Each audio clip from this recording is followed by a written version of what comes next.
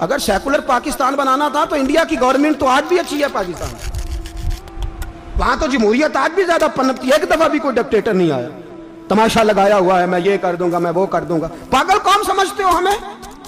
بیوقوفوں کا ملک ہے جو تمہارے جی میں آتا کہتے جاتے ہو، جو جس کے من میں آتا ہے وہ کہتے جاتے ہو۔ سنو اسلام کس طرح کی خلافت چاہتا ہے، امیر المومنین خلیفۃ المسلمین حضرت عمر فاروق۔ سنو حکومت کس کو کہتے، حضرت عمر گزر رہے، فجر کی نماز کے بعد 2 گلیاں رہ گئی ہیں، آج پورا نہیں ہو سکا آپ کا دورہ، جو رات کو نقاب پہن کے 2 گلیاں رہ گئیں تو نقاب اوڑھ کے ہی فجر کے بعد نکل گئے۔ ایک چھپر ہے چھوٹا سا، ایک کٹیا ہے جھونپڑی، بوڑھی اماں بیٹھی ہے، عمر فاروق گزرنے لگے، بوڑھی کو پریشان دیکھا، اماں جی اجازت ہو تو اندر آ جاؤں؟ بوڑھی کہنے لگی چل دوڑ جا اپنا کام کر، کیوں اجازت دوں؟ تیری مہربانی اماں آنے دو۔ کیا دوڑ جا؟ تیری مہربانی اماں گزارش ہے، چلو آ جاؤ۔ حضرت عمر فاروق فرمایا کرتے تھے میں نے اس عورت سے آئین سیکھا ہے، آئین، میں نے اس سے قانون سیکھا ہے، اس بوڑھی عورت سے۔ اندر آ گئے عمر فاروق، اماں کیا پریشانی ہے، کیا بات؟ اماں کہنے لگی خامد انتقال کر گیا، اولاد اللہ نے دی کوئی نہیں، میں غریب ہوں، 3 دن سے روٹی نہیں کھائی، 25 دینار کا قرضہ چڑھ گیا ہے، مجھے عمر فاروق سے بڑی شکایت ہے، اس نے میرا حال ہی نہیں پوچھا۔ حضرت عمر کہتے تھے مجھے اس نے دستور اور آئین سکھایا، کہنے لگے شکوہ ہے، عمر آیا ہی نہیں۔ حضرت عمر کہنے لگے اماں، عمر کو کیا پتا کہ تو اس حال میں ہے، اماں دستور بیان کرتی ہے، اماں جمہوریت کا اعلان کرتی ہے، کہتی ہے نہیں پتا عمر کو، تو عمر سے کہو چھوڑ دے حکومت، اس کے حوالے کرے جو خبر رکھ سکتا ہے، نہ ادھر ادھر کی تو بات کر، یہ بتا کہ قافلہ کیوں لٹا، مجھے رہزنوں سے غرض نہیں، تیری رہبری کا سوال ہے۔ عمر سے کہو چھوڑے حکومت، اس کو دے جو پتہ رکھ سکتا ہے۔ حضرت سیدنا نافع فرماتے ہیں جس کے سامنے کسرا اور روم کے بادشاہ کانپا کرتے تھے، میں نے اس عمر کو بوڑھی اماں کے سامنے کانپتے ہوئے دیکھا ہے۔ راشا طاری ہے عمر فاروق کا۔ دوڑے گئے، 25 دینار لائے، راشن رکھ کے لائے، روٹیاں پکائیں، بوڑھی اماں کو کھلائیں، کہنے لگے اماں 25 دینار لے لے اور چل، غلطی ہو گئی، عمر کو معاف کر دے۔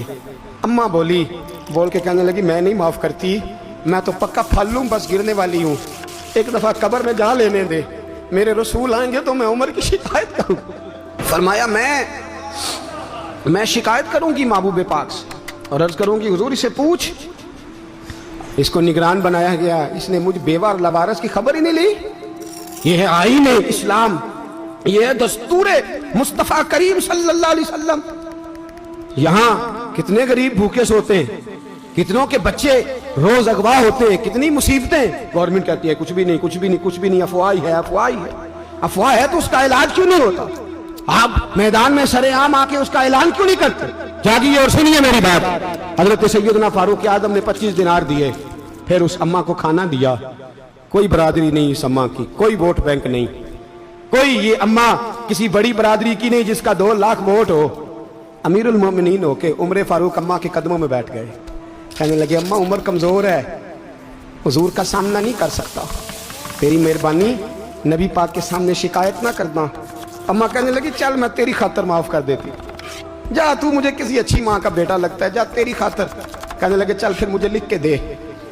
کہنے لگی میں تو ان پڑھ ہوں، تو لکھ دے میں دستخط کر دے۔ حضرت عمر نے لکھا، ایک بوڑھی اماں کو شکایت تھی خطاب کے بیٹے عمر سے، اور پھر وہ معاف ہو گئی۔ اماں کہتی ہے میں نے اللہ کی رضا کے لیے معاف، یہ دستخط کر دو۔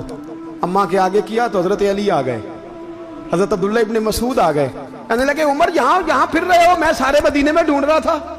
اماں اٹھ کے کھڑی ہو گئی، ہائے میں مر گئی، یہ عمر تھا، یہ میں نے کیا کیا؟ حضرت عمر کہنے لگے اماں نہ، اپنے وعدے پہ قائم رہ، تو نے جو کہا تھا اس پہ قائم رہ، ہمیں تو بتایا گیا تھا یہ والا نظام پاکستان میں آئے گا، یہ کہا تھا قائد اعظم نے، یہ رنگ ملے گا تمہیں۔ کہا ماں تو وعدے پہ قائم رہ، لکھ کے دے۔ لکھا، اماں نے سائن کیے، پھر حضرت علی سے کہنے لگے بطور گواہ آپ بھی سائن کر دو، پھر عبداللہ ابن مسعود سے کہنے لگے آپ بھی سائن کر دو۔ سائن ہو گئے تو جناب عمر نے رکا لپیٹا، حضرت علی کو کہنے لگے علی تو میرا دوست ہے، میری صبحوں اور شاموں سے واقف ہے، علی تو میرا رازدار ہے یار، مجھے یقین ہے کہ میں تجھ سے پہلے مر جاؤں گا، جب عمر کا انتقال ہو جائے تو یہ رکا میرے کفن میں رکھ دینا، یہ رکھنا میرے کفن میں۔ علی کہنے لگے پھر کیا ہوگا؟ پر میں جب نبی پاک میری قبر میں آ کے پوچھیں گے نا بتا تو حکمران تھا کیا کر کے آیا ہے، تو فرمایا میں رکا نکال کے عرض کروں گا سونے ایک اماں ناراض تھی میں اسے بھی راضی کر کے آیا.